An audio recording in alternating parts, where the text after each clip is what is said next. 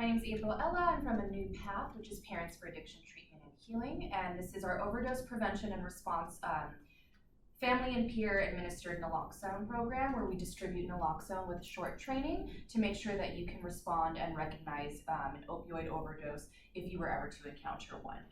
So it's a program of A New Path, and all of my contact information is on this first slide. So if you ever have any questions, please feel free to contact me at any time with any of those forms. A New Path, just to give you a little bit of background about us, we are Parents for Addiction Treatment and Healing. We're a nonprofit advocacy organization of parents, concerned citizens, individuals in recovery, healthcare professionals, and community leaders. A New Path was founded in 1999. We strive to ensure access to quality, cost-effective addiction treatment services, lessen harms associated with addictive illness, to reduce recidivism and save lives. We cannot take all the credit for this program. We were not the first people to come up with this. We would like to give all the credit to Mary Wheeler of the Healthy Streets Outreach Program in Boston, Massachusetts. She has been doing this since the early 2000s, giving out clean needles from the back of her car and naloxone purchased out of pocket, and she helped start this program and change laws to give people Narcan to use at home. OD stats. In San Diego County, someone dies from an opioid overdose every 3 days. That was 273 deaths in 2017. Opioid overdose is the leading cause of an accidental death. There are only 2 opioid overdose prevention and recovery training programs in San Diego, which is us and Family Health Centers of San Diego at their county syringe exchange program. We're big on family intervention. We like to give resources to families who maybe have never experienced addictive illness or opioid overdose. So we want to kind of prepare families, friends, peers for something that they might expect if they ever run into this. So the majority of ODs occur in the presence of others. Most opioid ODs can be reversed by rescue breathing and or naloxone administration. Many younger drug users are still living at home or can still visit the home. Treatment options can be discussed at the hospital with family present in case of an overdose. We like to give realistic and useful education for families. Training program details. This will work a little bit differently because of the webinar. We will have an online form for you to be able to fill out. It's the registration form, so please make sure you follow the directions when you click on that link. Make sure this form is signed, or you'll not be able to receive Narcan if you would like to receive a free kit of Narcan after taking this webinar training. We'll go over the California law that allows anyone at risk for having or witnessing a drug overdose to obtain a prescription for naloxone. We have a standing order that authorizes A New Path to provide naloxone under a prescription, which is for the whole state of California for people who complete our training. And A New Path provides free group and individual trainings for naloxone in San Diego County. So if you'd like to take a training at your facility and train your staff, if you did not want to take the webinar, or if you wanted to have a one-on-one or a group session in person, you can definitely contact me and we'll set that up. Your training components today are about 20 minutes. Registration form, print that out please if you would like to get that kit, like I said. Review of overdose risks, prevention, response, calling 911, rescue breathing, safe administration of naloxone, and the refill procedure. What are opioids? The group of drugs or opioids includes heroin, morphine, codeine, oxycodone, other prescription painkillers like Vicodin, Percocet, fentanyl, which is synthetic, and carfentanil, which is also synthetic. This does not include benzodiazepines. So for those who don't know, naloxone only works for opioids, no other drugs. Meth, speed, anything like that, cocaine, it does not work.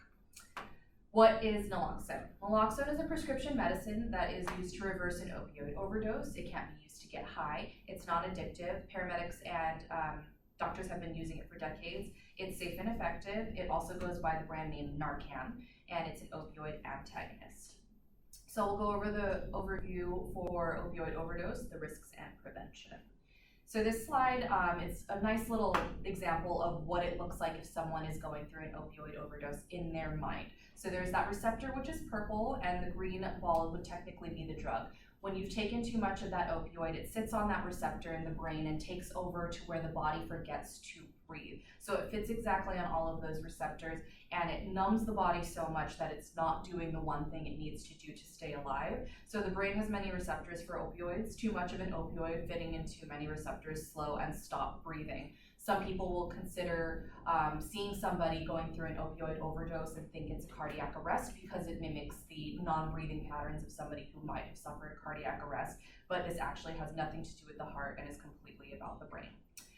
So what happens when you take naloxone and you give naloxone to somebody who is overdosing is that the naloxone comes and pushes the drug off of the receptor temporarily. This does not last very long, 20 to 40 minutes, maybe an hour at most. So it is not something that can be used for a cure for addictive illness. It's not something that once you give it to someone, it's going to make the drug addiction go away. It is something just to make sure that the body remembers to breathe. So it kicks that drug off the brain and has the drug sit elsewhere in the brain while it reminds the body to breathe. So it has a stronger affinity to the opioid receptors than the opioid. So it knocks the opioid off the receptors for a short time and lets the person breathe again. So ODs continue, just to give a little more information about what can happen. They can be instantaneous or over a period of time. They happen usually 1 to 3 hours after a person is actively using. And when we say this is maybe somebody who has an active prescription from a doctor that has maybe Vicodin and you take it every 3 hours as prescribed for pain, whether it's 1 to 2 pills, or if it is an illicit drug, even if it was heroin and you're taking that every 4 to 5 hours during the day. If you are actively using, it is currently and consistently knocking that receptor into high use, and then it gets dulled down and the receptor gives up probably 1 to 3 hours after the last time the drug was used, so it can be over a period of time.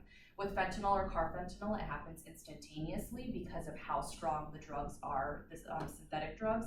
Fentanyl is, I believe, 30 times stronger than heroin, and carfentanil is 300 times stronger than heroin because it is an elephant tranquilizer. So it is a very, very serious and strong drug. With new users, ODs can be instantaneous because they have never had that substance in the body, so the body does not know how to react to it. And someone found dead with a needle in their arm is a rare event that's sensationalized. Risks for overdose.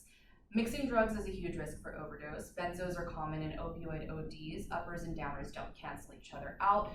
If it was maybe street drugs, you'll hear speedballs. Someone will take heroin and then they'll do cocaine later because if they're coming down, they want to come back up. It's, logically would make sense, but they do not cancel each other out. It actually poses more risk for the person by ingesting more drugs. Mixing opioids and stimulants increase the risks for overdose. Tolerance changes, this is a big one in the recovery community, like leaving detox or jail. If somebody checked into detox or was arrested, let's say over the weekend on Friday, they get released on Monday, they decide they don't want to, maybe hit recovery yet, or that since they were in jail, they weren't able to use. So they use the same amount they might have used before they went to detox or before they went to jail, and they use the same amount and they could go out instantly because they haven't had that drug in the system for a short period of time. So your tolerance basically goes back to 0, so keep that in mind. Using alone, obviously, because no one can save you. Changing in dealer, product type, or purity, and the method of taking. So people don't normally know this, that if you take a drug, whether it's a pill or if it's IV drug users that are shooting up heroin, or if it's somebody that is maybe crushing it down, sniffing it, if you are changing the method of taking, whether it was IV to sniffing or if it was ingesting a pill to inserting it rectally, the body atomizes things completely different through each way that you take it. So if you have been using something a certain way for a long period of time and change it up, that your body could go into shock and decide that it does not want the drug, even if it's something you've been taking, and you can have an OD that way. And thinking you know everything is a big one for risks for overdose. Benzos and opioid ODs, we like to address this because benzos are almost always found in opioid ODs. It's because they enhance the effects of high, or they can reduce the symptoms of withdrawal. They're long acting, they are time release, so they usually last all day. They impair your short-term memory, so you can forget how much you've used recently. They're very common and easy to find on the street. They're cheaper than heroin. They're frequently prescribed for mental health treatment reasons, and the drugs could be cut with benzos without the user knowing. And examples of benzos are Xanax, Klonopin, or Valium. We like to touch on this just because of the amount of ODs that are found with benzos in them. It is not a guarantee. Narcan only works for opioids, but they have rescued people with Narcan that have used benzos as well. It's not, like I said, a guarantee, but it's something that you should still try. That's the whole point of this program, is to use Narcan to see if you can save someone's life. Prevention messages for families. I want to remind you that because or when your tolerance is low, you're at high risk for an overdose. Do you have an overdose plan? Do you and your friends know about naloxone? Overdose plans are things we like to set in place or talk to sober living homes, transitional facilities, making sure that you know or your staff knows where the naloxone is kept, how it's used, and that you know what to do in case of an overdose as a unit for your staff. I love you, but not what you do, and I don't want anything to happen to you, and if you relapse, please don't do it alone. So now we'll go into responding to an opioid overdose. Signs and symptoms of an OD. A lot of people, like I said, they have not experienced addictive illness and they maybe have no idea what it would look like if someone OD'd. These are kind of the symptoms you want to keep an eye out for. So body is very limp, the face is very pale because they're not breathing. Pulse or heartbeat is slow, erratic, or not there at all. Throwing up, passing out, choking sounds or gurgling. Awake but unable to respond. Blue or ashy skin tinge, usually the lips or the fingertips go first. We'll have a lot of people ask us, well, what's the difference between really high or an overdose? So if someone's really high, you're gonna see maybe their muscles are relaxed. You know, if you're taking a pain pill, that everything kind of just starts to melt away. You see them that they might be a little bit sleepy looking. Speech is slow or slurred. Nodding is, you know, maybe you could be having a conversation with them and their head's kind of, you know, tossing in and out. Responsive to stimulation like yelling or a sternum rub. If someone's overdosing, so the versus really high, deep snoring or gurgling, which they like to call the death rattle because your body is trying to breathe and it knows it's supposed to be breathing, but the mind does not remember to do it. So it creates this awful snoring sound. So if somebody maybe has never snored before and you're keeping an eye on that person, and all of a sudden they start to snore really loudly or it sounds very, very disturbing, if you want to put it that way, that is something to keep an eye out for because it could be the death rattle. Very infrequent or no breathing, pale or clammy skin because they're not breathing. Heavy nod, so somebody maybe come home is passed out on the couch and they're like completely passed out in a weird position. They might have fallen over onto themselves. Those are very odd positions for the body, so you know that that's not how people normally take a nap or go to sleep. You might want to go check on that person because that is not something you would normally see if someone was doing that. Not responsive to stimulation and a slow heartbeat or pulse. So identifying an overdose. You've seen enough to be worried, whether it's 1, 5, or all of the symptoms on the previous page. You want to check on them by maybe kicking their foot, shaking their shoulders a little bit, asking if they're okay, saying something alarming like your mom is coming because maybe if they're not supposed to be using, they are going to be worried about being in trouble. Or a cop is coming because that's something alarming for someone that does not want to get in trouble. So if there's no response, you're going to try the sternum rub, which is taking your knuckles right here, the top of your knuckles, and raking it across the breastbone. If you do it to yourself right now, you'll notice that it's not really comfortable. So if somebody doesn't respond to the sternum rub, that is something that you're going to want to start going into your overdose procedure. It's enough pain for the sternum rub to wake someone up, but it does not cause long-term damage. This is usually the point when someone recognizes an opioid overdose and they see a loved one not breathing and they go into a process of, you know, kind of trying to shock them to get them to wake up, like throwing them into an ice cold bath, putting them into a cold shower, feeding them water just to see if they'll try and drink it. These are all things that usually will cause more harm to the body, so you want to stay away from that, especially if you have naloxone.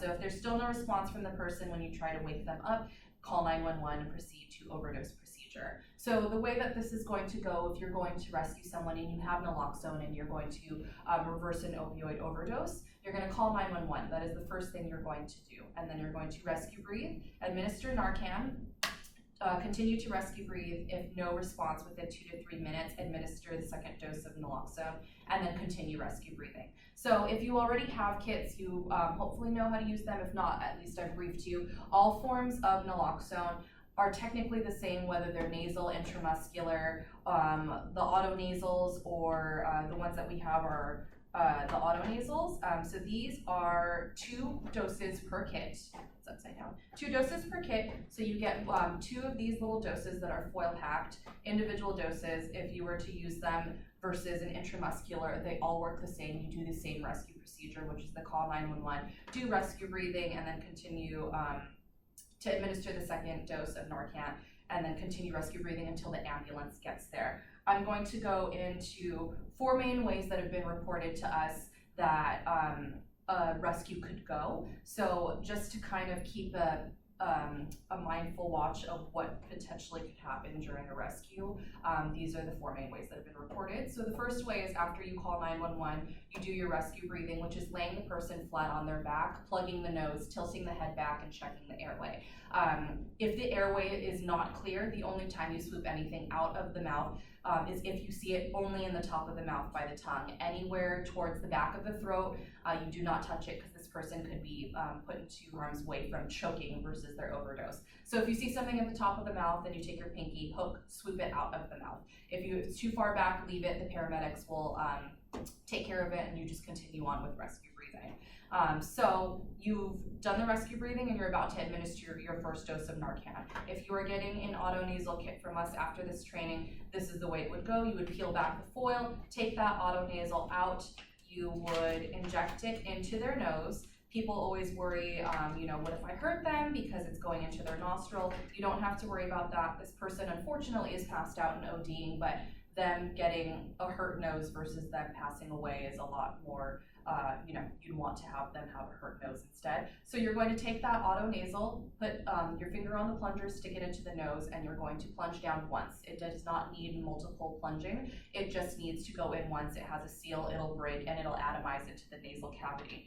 People normally ask if this person is not breathing, how is it going to get into the bloodstream? It goes in through the mucous membrane. You don't have to worry about this going into their body because they have to breathe. It does not need breathing. It just goes straight into the nose and it'll drip into the mucous membrane and atomize into the bloodstream from there. So you've done your first dose of Narcan. Take a step back for yourself because if you've never witnessed an opioid overdose, people could come back swinging, they could be yelling, vomiting, urinating themselves. So you want to keep yourself safe and make sure that you're out of harm's way after this person could potentially wake up in a disturbed manner. So take a step back for yourself. About 20 to 40 seconds later, this person should wake up, no more than a minute. No one's going to be holding a stopwatch while they are doing an opioid overdose. So if it feels like it's been about a minute, then you, and they haven't woken up, you can administer the second dose of Narcan. That's why they have 2 doses in there. It's called the rescue dose. So the first way that things have gone, and this is the most reported way, is they've administered 1 dose of Narcan and they've been taken into the ambulance after they've woken up because the Narcan was enough and they were able to be rescued. So that is the main way, that it's about 85 to 90% effective for people who are only using opioids. So the chances of them waking up, if you know it's just an opioid user, that they will wake up from the naloxone and they will be escorted into the ambulance. The second way this could happen is after you do 911 rescue breathing, you administer your first dose of Narcan, take a step back for yourself. The person hasn't woken up yet. In 20 to 40 seconds, administer that second dose.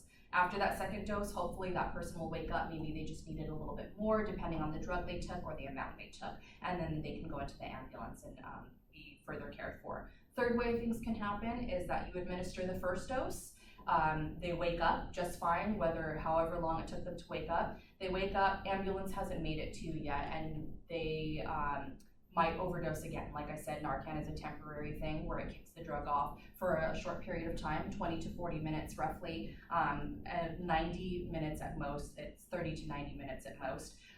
If this person goes back into an overdose from the first time you rescue them and the ambulance hasn't made it to you, then you're going to administer that second dose of naloxone. They will wake up again, and hopefully by then the ambulance will make it to you and then they can be further cared for. Fourth way things can happen is that they do not wake up at all from the 1 or 2 doses, or even if you had more and you give them 3 or 4, you might have been too late, unfortunately, or they could have been mixing drugs where the naloxone would not be working. This is not your fault, you're not liable, you tried to rescue them. So if you did call 911 and the ambulance does make its way there, let them know what you tried to do, and they will handle it from there. So those are the 4 main ways things can happen. So just to keep in mind of how it goes for the overdose procedure is call 911, do rescue breathing, administer Narcan, whether it's 1 or 2 doses, if no, and then continue rescue breathing after. And make sure this person goes and seeks medical attention after they have overdosed because their body has almost passed away. That's really, really hard on the mind. They're not breathing. After 3 minutes, the brain starts to die, and if it's not getting oxygen. So you want to make sure this person seeks medical attention to make sure that they are still, their body is functioning properly, that nothing happened while they had overdosed. They could have fallen and hit their head and gotten a concussion before they overdosed. They could have vomited and choked, and they could have aspirated, and they could aspirate, and they could get pneumonia after the overdose is done. So you want to make sure that they are further cared for after the overdose procedure is over. So just to go into the steps a little bit further into detail, telling 911 exactly where you are, making sure when you call them, and that someone is not responding and they're not breathing. A lot of people are worried about police following the ambulance, and maybe they might have felony convictions or misdemeanors, any kind of warrants for their arrest, so they refrain from calling 911 because they are worried about legal ramifications. So you don't need to say someone overdosed if you really are worried about a police car following that ambulance. But the Good Samaritan law was put in place for that, which I will go over. It protects prosecution for many drug offenses. So the fine print of that law for the Good Samaritan law is outstanding felony warrants for manufacturing, trafficking, distribution, and murder, which are all high felony crimes. So if you have not served your time for any of those, that is the only time you could be at risk for arrest at an overdose. But the chances of someone coming up to see and arrest you, like your arresting officer, are highly unlikely. So if you have to leave the person, still call 911, so at least they can be further saved by the ambulance and the EMT and the emergency medical professionals. Barriers to calling 911. A lot of people refuse to call 911, like I said, and these are the reasons they would potentially refuse, is fear of legal risk, outstanding warrants, DSS involvement, loss of public housing, fear of judgment from family and community, personal embarrassment or shame, and other punitive measures. Students could lose federal financial aid if they have something on their record. So there's a lot of reasons why people will not call 911. The Good Samaritan law, under California law, if you witness an overdose and call 911 for help, you are protected. It shall not be a crime for any person who in good faith seeks medical assistance for the person experiencing a drug-related overdose to be under the influence of or to possess for personal use controlled substance analog, or drug paraphernalia. The person is experiencing an overdose is also protected from these offenses. So they should not be searching you or trying to arrest you for this drug overdose. Responding recovery position. So this isn't just for anybody who wants to leave the person alone because they're worried about legal things. This is also if, say, the person has OD'd downstairs and the naloxone is kept in a medicine cabinet somewhere else in the house, upstairs, far further away than you think it is. You want to leave this person alone, whether it's 1 minute or 5 minutes. This is the position you want to leave them in so that they can't roll and hit their head, or they can't roll onto their back, vomit and aspirate, and then choke on their vomit. So this is, if any reason the person needs to be left alone, this is the position you want to leave them in. Responding to rescue breathing, like I said, if someone's choking or if they seem like they were choking on something, do not touch it. Only if it's you only touch it if it's in the top of the mouth. Put your cheek near the mouth and watch for and feel for breathing. A lot of times when you are rescue breathing, you will see the stomach rise and fall. If you want to see the chest rise and fall, usually tilt the head back a little bit further while they're laying flat on the ground. That'll give a straight shot to the diaphragm, so you'll be able to see the chest rise and fall when you're doing your rescue breaths. If the person is not breathing, this is place the person on their back, tilt the head back, put your hands under the person's neck. With one hand, with your other hand, pinch the nose closed.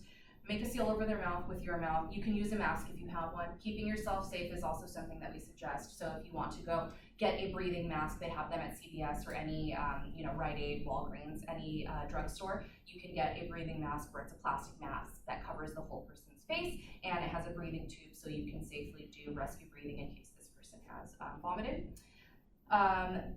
As you breathe, watch their chest rise. If their stomach does not tilt the head back further, like I said. Responding to administering naloxone. So this is what it would look like if you were to administer the nasal Narcan. So you peel back the package, place the tip of the nozzle in the nostril, put your fingers to touch the bottom of the patient's nose, and then you press the plunger firmly to release the single dose into the patient's nose. Responding into rescue breathing. Continue rescue breathing if you are out of naloxone and the ambulance hasn't made it to you. If you did use those 2 doses, you can keep rescue breathing as long as you're able to. So if you have multiple people, you can take turns so you don't get tired. If it's only one, if it's just yourself, you can rescue breathe for as long as you can. Also remember to take breaks for yourself because you can't continue to always rescue breathe for this person. Responding when they come to, you want to let the person know that you saved them, and you want to let them know what's happened, explain that they overdosed, that you administered the naloxone. They may be withdrawal from the naloxone, so they won't be feeling well. They could be sweaty, they could be vomiting, they could be itchy, they have headaches. All of these symptoms of withdrawal are an immediate symptom because you are kicking the drug off the brain, so they go into immediate withdrawal. You want to inform them that naloxone wears off in 30 to 90 minutes. Opioid is still in the body. Overdose can come back once the naloxone wears off, so try not to use again, or try not to use too soon, because you could put yourself at higher risk for overdose after using naloxone. If paramedics are not coming, person should visit a doctor as soon as possible. They could have fluid or vomit in the lungs. What not to do in case of an overdose. These are things that have been reported to us on when people start to panic if they see someone that's potentially ODing in front of them. These are the things you should not do. You should just follow the steps for Narcan if you have it. Do not leave the person alone. They could stop breathing. Do not put them in a bath. They could drown. Do not induce vomiting. They could choke. Do not give them something to drink. They could throw up. Do not put ice down their pants. It could slow core temperature and slow body function even more. Do not stimulate them in a way that could cause harm. Slapping too hard, kicking in the testicles, burning the bottom of the feet with a lighter. It won't do any more than a sternum rub, causing pain and can cause long-term damage. Do not inject them with anything but naloxone. We have heard from IV drug users that they will inject their friends with salt water, cocaine, or milk. It won't do any more than a sternum rub, causing pain and can waste time and make things worse. For example, a salt injection could cause someone to go into cardiac arrest if they have high sodium levels in their system. Registration form, if you could fill that out correctly, if you would like to collect a free kit from us. We only use this to verify that someone has been trained for data collection and program evaluation. We want to know you use the naloxone. So if you do save someone with the naloxone, if you do get a kit from us, please let us know, because it helps us for grant purposes to get more free naloxone, and please come back for a refill to a new path. Naloxone Care. The expiration date on our kits go to June 2020 if you were to get it from us. They have a very long shelf life. They last up to 4 years past their expiration date. You don't need to keep them in the refrigerator, keep them away from direct sunlight and extreme heat, because it is a liquid version of a medication. It does lose its efficacy if you are keeping it in hot places. Keep in your medicine cabinet or your purse, not your car's glove box. So if you do need to keep it in your car and you are planning on taking it with you everywhere you go, I suggest getting a thermos container to kind of regulate that temperature. But if not, it's just, you could just keep it anywhere from temperature. And like I said, if you need anything, if you have any questions, please do not hesitate to contact me, april@anewpath.org. You can visit our website and call 619-670-1184.